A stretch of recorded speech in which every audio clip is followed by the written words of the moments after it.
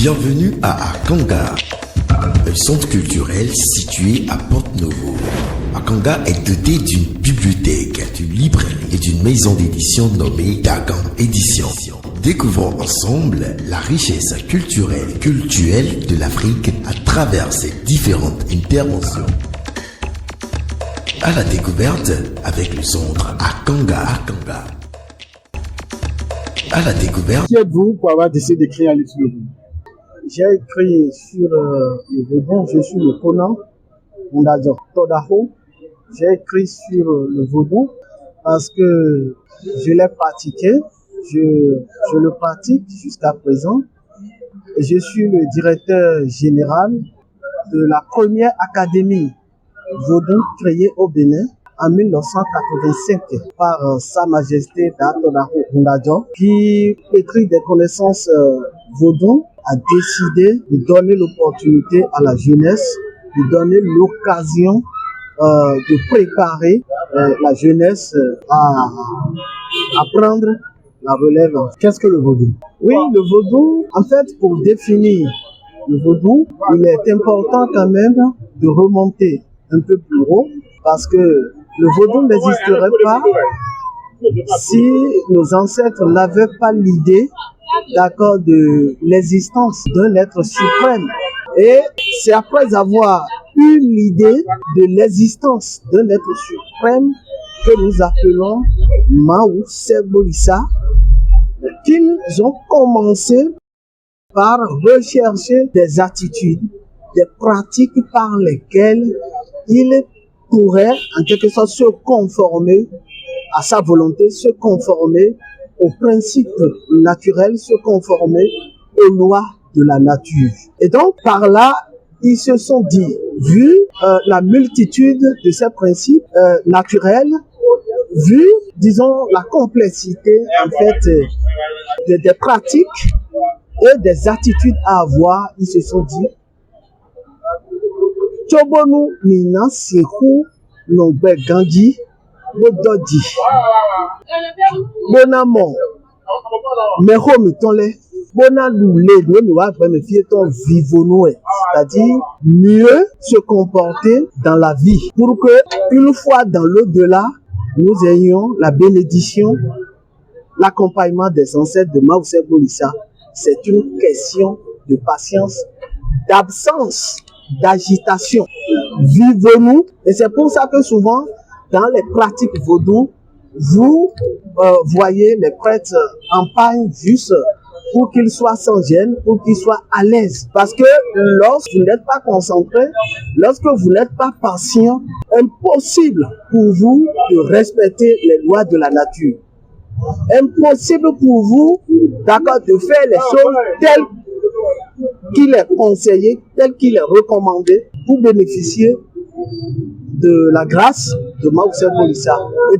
Donc, le Vaudou, c'est un ensemble de comportements, d'attitudes qui nous prépare à respecter les principes, les lois naturelles, qui nous prépare à nous conformer à la volonté de Mao Sebolissa, c'est-à-dire à la volonté divine. Vous venez d'écrire un livre, Qu'est-ce que le Vaudou aux éditions Dagan?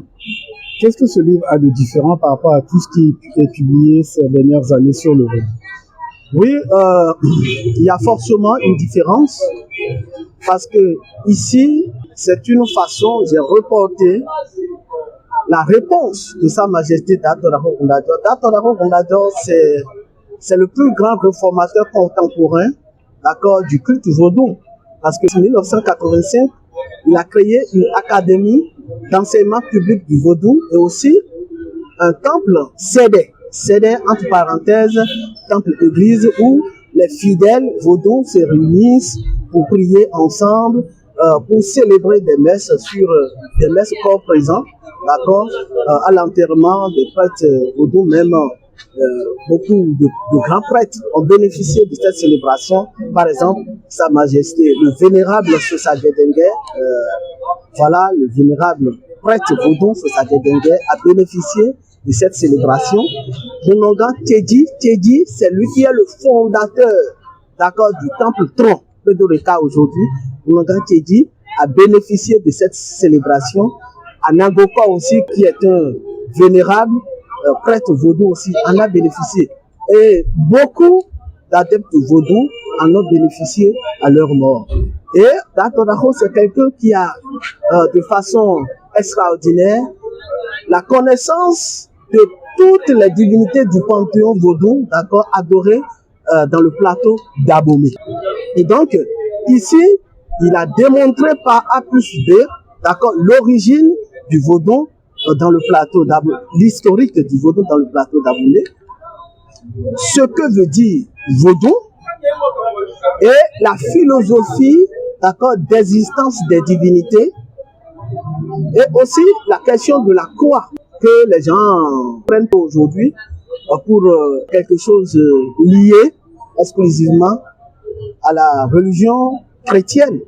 Non, mais la question de la croix, il y a le signe d'Ifa qu'on appelle Toula-Dogli, par exemple, qui a tranché cette question. Toula-Dogli, on te dit, c'est-à-dire, viens prendre l'esprit du ciel pour avoir la paix.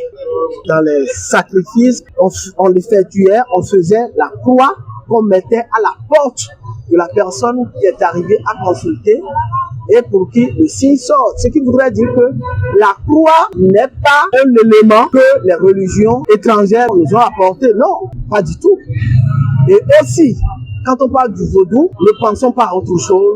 C'est un ensemble de comportements, d'attitudes, de pratiques qui nous préparent, d'accord, à bien nous comporter dans la vie et pour pouvoir bénéficier en fait de la grâce, de la protection des ancêtres lorsque nous ne serons plus là. Et aussi la question de l'enfer et du paradis.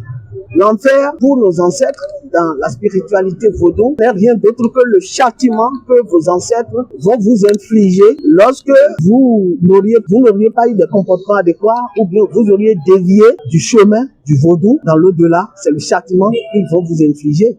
Et le paradis n'est rien d'autre que le remerciement que vous recevrez, d'accord, du fait d'avoir été fidèle aux principes naturels, aux principes spirituels liés à la spiritualité fondamentale. Pourquoi certains bénévoles continuent d'avoir peur? Cette question, c'est une question fondamentale. Ceux qui ont peur du vaudou, d'abord, c'est des gens qui ne cherchent pas à comprendre. C'est des gens qui se focalisent uniquement sur ce que les religions étrangères racontent sur le vaudou. Et mais nous devons savoir que aucune religion, aucune spiritualité au monde n'est restée parfaite du début jusqu'à la fin. Et c'est les réformes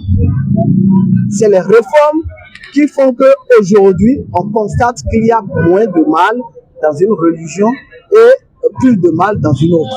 Les Béninois qui ont peur du vaudou, c'est des gens, bon, il y en a, comme je le disais, même d'autres peurs, d'autres religions aussi. Donc cette peur, c'est normal, mais il faut quand même comprendre qu'il n'y a pas de mal dans le vaudou. Il n'y a de mal que dans le cœur de certaines personnes qui pratiquent le vaudou. Quand le mal y est, il ne suffit pas de croiser les bras ou bien de fuir la spiritualité pour que les choses avancent. Non, mais dans les autres religions, ceux qui font du bien se mettent toujours ensemble pour combattre ceux qui font du mal. Pas question de quitter, pas question de fuir, parce que tôt ou tard, ça va nous rattraper. Ça va vous rattraper, voilà. N'hésitez pas à liker la vidéo et abonnez-vous pour ne rater aucune des prochaines vidéos.